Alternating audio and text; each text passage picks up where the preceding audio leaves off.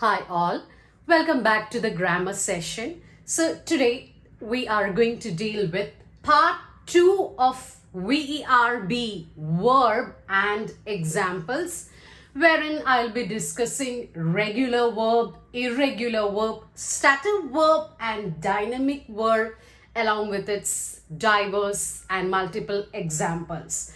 Now part 1 of verb was all about transitive, intransitive, ditransitive and ambitransitive verb. The link would be given in the description box. You may just check it out. Before we proceed into regular and irregular verb, let me give you a brief intro. Who tells us that a verb is actually regular and irregular verb? What lets you know that a verb is regular, a verb is irregular? Who is telling you that? That work is performed by simple past tense and past participle of the verb. V2 is past tense and V3 is the past participle. So it is basically from simple past and past participle, or V2 and V3, that we come to know that a verb is regular and a verb is irregular. Now, every verb has got different forms. There is a term called as conjugation. Conjugation. Conjugation means the change that is taking place in the verb. From V1 it changes to V2, then V3, then V4, then V5. That's called as the change or the conjugation. Every verb has got these changes. Now let's see what are those changes. The base form of the verb is called as V1. For example, let me take a verb that is talk. Okay, this is the base form without any S or ES. Now the past tense, that is V2 of this verb, is adding ED, talked. The same verb when it comes to V3, that is past participle, it is the same, it remains the same, talked. The same verb when it comes to V4, that is present participle, it changes to ing form, talking. There is also a fifth form, and that is third person singular form, adding S or ES. It becomes talks. So basically from V2 and V3 we recognize whether a verb is regular or irregular. Take for example the verb see. The past tense or the V2 form of see is saw. V3 form is seen. So basically when you can add ed to V2 and V3, it's a regular verb. Here it is saw and then seen, V2 and V3. When you cannot add ed and or d to V2 and V3, then it becomes irregular verb. Now you may ask me, is there any hard and fast rule to learn irregular verb? No. You come to know that through practice and more familiarization. The more you read, the more you get used to a large treasure house of vocabulary, and that's how you learn more and more regular and irregular verbs. Conjugation of the verb or learning of irregular verbs is a slight tricky and confusing. But as I said, the more you read, the more you become accustomed to it. So let me begin with irregular verbs, because regular verbs is not at all complicated. It's all about adding ed to V2 and V3. But irregular verbs are slightly tricky and they are of three types. Here we go with type 1, and that is V1, V2 and V3, all the three remain the same. That means the base form of the verb is the same as past tense and past participle. So all the three are the same. Okay, let's have a look at the examples. I have made a column V1, V2, V3, and the first example taken is cut. The V2 is the same, the V3 is the same. Next word is put. Put, V2 is the same, V3 is the same, put. Next is shed. Again, the same word, shed. Next word is hurt, is V1. Again, hurt is V2, hurt is V3. Next is split. V2 is the same and V3 is the same.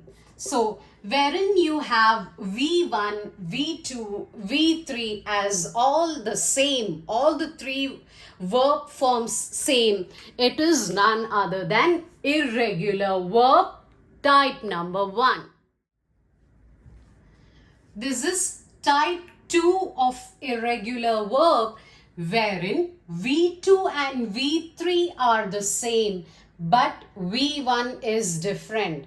So, simple past tense and past participle both are the same and they are different from the base form of the verb.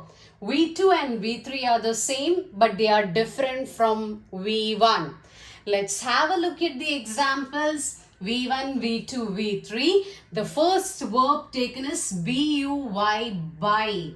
Now the V2 form of buy is bought, B-O-U-G-H-T, and the same remains for B3 also, B-O-U-G-H-T. Next verb is think. The V2 form of think is thought and the V3 form of think is thought. The third verb taken is catch. The V2 form of catch is caught. The V3 form of catch is caught. The next verb is hear. The V2 form of hear is heard. The V3 form of hear is heard. The next verb taken is build. The V2 form of build is built, T in the end, and V3 form also remains the same with T towards the end. So this is all about type 2 of irregular verbs. So this is type 3 of irregular verb, wherein V1, V2 and V3 all remain different. That is, the base form of the verb is different from V2 and V3. All the three words you can see it's different. For example, V1, V2, V3, the first verb taken is see. V2 form of see is saw. V3 form of see is seen. See, saw, seen. Sing, sang, sung. Throw, threw, thrown. Bite, bit, bitten. Shake, shook, shaken. So you can see here all the three verb forms, conjugation of verbs are different. So let's revise. Type 1 of irregular verb, V1, V2, V3 are the same. Type 2 of irregular verb, V2 and V3 are the same and different from V1. Type 3 of irregular verb, V1, V2, V3 all remain different. Let's move on to stative verbs and dynamic verbs. Next is stative verbs and dynamic verbs. Now, stative and dynamic verbs have also been explained in the tense videos which you can find in the grammar playlist. To be precise, uses or functions or purpose of all the 12 tense forms. Okay, so or else the link would be provided in the description box. Stative verbs and dynamic verbs, they are also known by another name, and that is state verbs and action verbs. Okay, stative verbs are also called as state verbs. Dynamic verbs are also called as action verbs. Okay, second point is stative verbs describe a state or condition which won't change. Okay, to be precise, stative verbs are mostly they mostly express feelings, emotions, and perceptions, which are just a feeling or a thought, beliefs, ideologies. Whereas dynamic verbs are action packed. They describe activity or event which will change, begin, and finish. Let's have a look at the examples. So you may see here stative verbs and dynamic verb examples. Stative verbs, as I said, they are abstract. We can only feel them. They are not action packed, whereas dynamic verbs, they are action packed. Love, it's just a feeling, an emotion. Hate, dislikes, prefer, doubt, just like suspicion and all. They are just abstract. These are stative verbs wherein there is no action at all. Whereas look at dynamic verbs: talk, walk, eat, sit, play. These are not based on abstract ideas, or these are not related to emotions or feelings. So that is all about stative verbs and dynamic verbs. Part 3 will be about auxiliary and linking verbs.